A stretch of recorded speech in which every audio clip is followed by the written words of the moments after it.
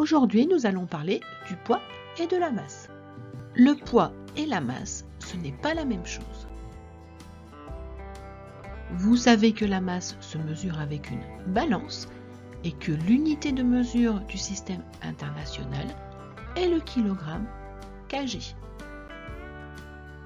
La masse d'un objet est liée à la quantité de matière qui le constitue.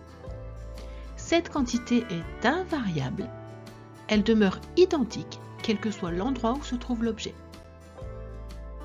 Si un sac de billes a pour masse 100 g sur la Terre, alors il aura pour masse 100 g sur la Lune, car le nombre de billes reste le même et la masse aussi. Qu'est-ce que le poids si ce n'est pas la masse? Si on accroche une masse à un ressort, il s'allonge. Ce système est un dynamomètre.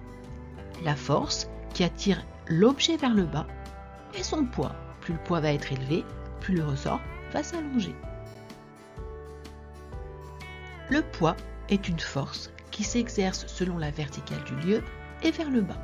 Son unité dans le système international est le Newton grand N. Il se mesure avec un dynamomètre qui n'est ici qu'un ressort. Minnie sur Terre a une masse de 23 kg. La force qui l'attire vers le bas, donc son poids, est de 230 newtons. Si on emmenait Minnie sur la Lune, sa masse resterait de 23 kg car elle est invariable. En revanche, son poids serait de 38,3 newtons. La masse est invariable, mais le poids dépend du lieu et notamment de l'astre où se trouve l'objet. Sur ce paquet de sucre, on lit poids net 1 kg. Où est l'erreur? Eh bien, ce n'est pas le poids qui est indiqué, c'est la masse en kilogrammes. C'est Isaac Newton qui a découvert la gravitation et le poids. Il a donné une loi générale expliquant à la fois le mouvement des planètes et l'existence du poids.